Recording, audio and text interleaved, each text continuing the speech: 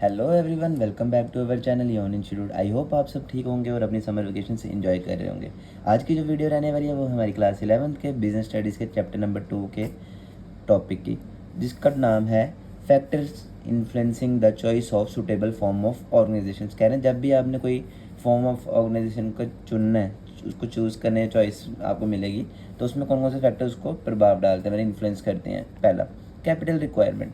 The need for capital will depend upon the nature of business and scale of operations. कह रहे हैं जो आपको ज़रूरत है कैपिटल की वो किस पे डिपेंड होती है कि आपका बिजनेस कौन सा है और स्केल कितने बड़े लेवल पे आपका बिजनेस है।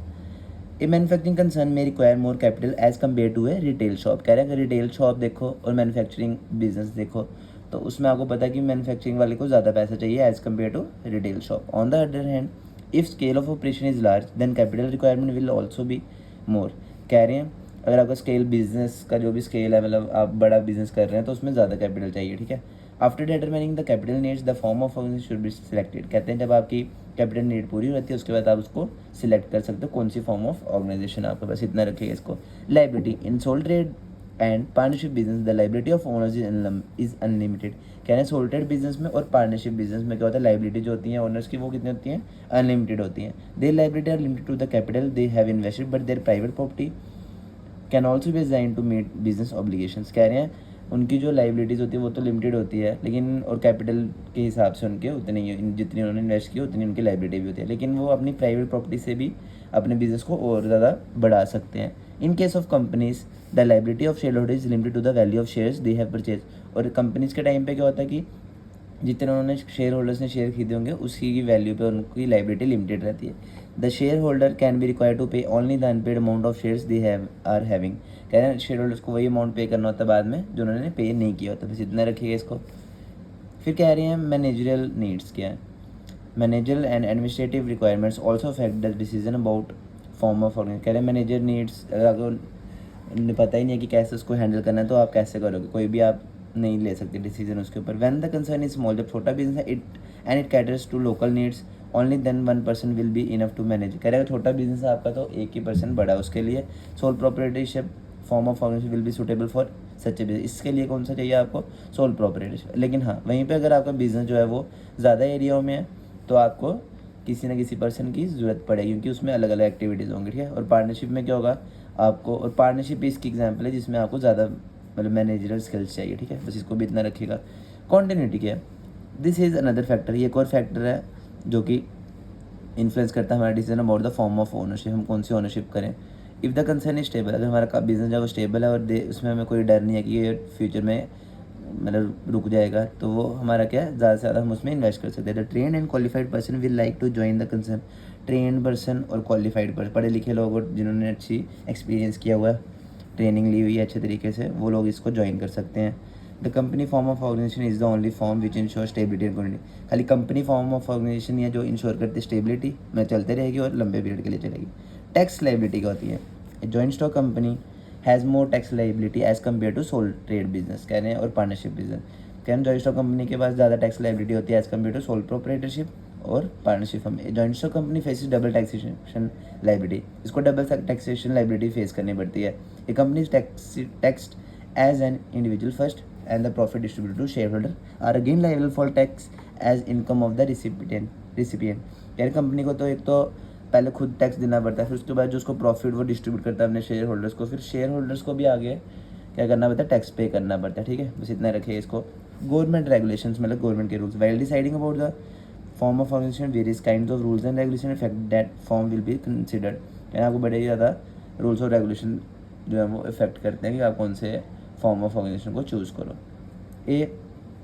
A number of formalities are required to comply with while incorporating a company। कोई भी कंपनी स्टार्ट करने के लिए आपको बहुत ज़्यादा फॉर्मेलिटी चाहिए। Company is expected to provide a large number of information to the government, और कंपनी को हर साल बड़ी ज़्यादा इन्फॉर्मेशन देनी पड़ती है किसको, गवर्नमेंट को। कह रहे हैं कि नेचर ऑफ बिजनेस एक्टिविटीज़ क्या है, कह रहे हैं the nature of business is another important factor about the form of organisation. कह रहे हैं हमने कोई भी जब डिसाइड करना है कौन सा फॉर्म ऑफ ऑर्गेनाइजेशन लेना है तो उस टाइम पे आपको नेचर ऑफ बिजनेस भी इफेक्ट करता है। कह रहे हैं if concern deal with local market a seasonal product और perishable goods then sole trader. कह रहे हैं अगर लोकल मार्केट में है, छोटी मोटी शॉप है, तो आप सोल ट्रेडर आपके लिए बेस्ट है। वहीं पे अगर ज़्यादा कैपिटल है तो आपको चाहिए या तो पार्टनरशिप या तो कंपनी या कोऑपरेटिव सोसाइटी, ठीक है, कोई भी आप ले सकते हैं इसमें। बस इतना। Relationship between owners and management, इसको आप पढ़ लीजिए क्योंकि मैंने बहुत पढ़ा लिया, 7 बहुत है आपके लिए, बाकी के आप नाम पढ़ लिए और अगर चाहें तो रीड भी कर सकते हैं। Relationship between owner and capital, easy information, आसानी से बन सकता है, फ्लेक्सिबिलिटी और स्टेबिलिटी, ठीक है, स्टेबिलिटी। बस इतना ही, कंक्लूजन पढ़ने की जरूरत नहीं है, आपने बस फैक्टर्स जितने थे उसको अच्छे तरीके से पढ़ना है। तो आप इसके 7 से 8 पढ़ लीजिएगा और बाकी का नाम याद कर लीजिएगा, ठीक है। चलिए आगे चलते हैं हम आगे।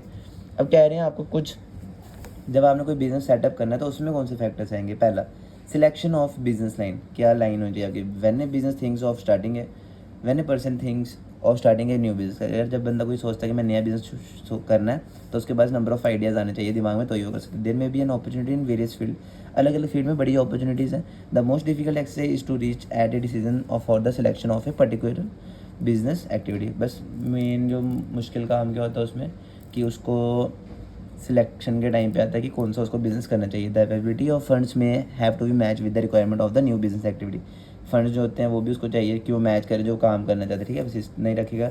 साइज ऑफ बिजनेस यूनिट, कह रहे इसमें क्या है कि जैसे अगर आपका साइज ऑफ बिजनेस यूनिट किससे इन्फ्लुएंस होता है, बड़े ज़्यादा technical, managerial, financial, marketing, while some factor favour large scale of operation while other may favour small scale. इस लार्ज स्केल पे भी होते हैं कुछ small scale. If an entrepreneur is sure of arranging more finances and marketing of products then it may go for a large scale. कह रहे हैं अगर आप एंटरप्रेन्योर हो और आप श्योर हो कि आप अरेंज कर सकते हो पैसे को और मार्केट करा सकते हो, अपने मार्केटिंग कर सकते हो अपने प्रोडक्ट की, तो आप लार्ज स्केल यूनिट ही चूज़ करेगा, ठीक है। बस इतना रखिए इसको।